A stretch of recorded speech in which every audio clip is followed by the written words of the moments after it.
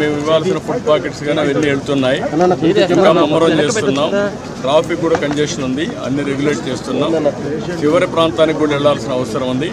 కొంతమంది పేషెంట్ కూడా ఉన్నారు, పిల్లలు ఉన్నారు, కొంతమంది ముసలోళ్ళు ఉన్నారు, వాళ్ళు కూడా తీసుకురావాలి. ఎవరు కూడా ప్యానిక్ రియాక్షన్ అవసరం లేదు. అందరూ ఓపిక పట్టండి. 1 గంట 2 గంటల్లో అందరం ఓపికగా ఉంటే ఇంకా తొందరగా పనులు అవుతాయి. అన్నీ చేస్తానని అప్పీల్ చేస్తున్నా.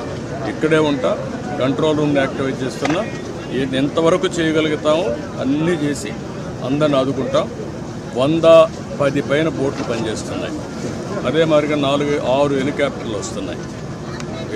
ఒక హెలికాప్టర్లో ఫుడ్ పెట్టడం కానీ, లేకుంటే బోట్లో తీసుకుపోవడం కానీ, పేషెంట్లు తీసుకురావడం కానీ ఇవన్నీ జరుగుతున్నాయి. వర్షం కూడా పడతా ఉంది, అయినా కూడా ఎక్కడ ఆపరేషన్స్ ఆపం అన్ని విధాలు. సార్, ప్రకాశం బ్యారేజ్ 69వ గేట్ దగ్గర బోట్లు కొట్టుకురావడం ఏమన్నా కుట్రే ఉంది? ఇవన్నీ ఇప్పుడు నేను అవన్నీ మాట్లాడను. ప్రతి ఒక్కదానికి మనం అవన్నీ మాట్లాడడం కరెక్ట్ కాదు.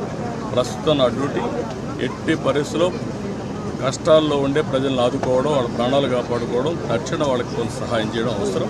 అదే చేస్తాం. ఇంకా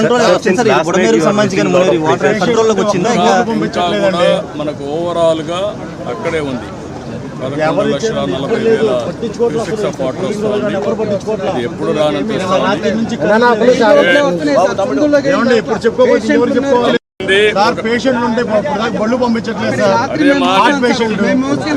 మా మాట ఏంటండి, 1 గంట టైం ఇవ్వండి, చేస్తాను.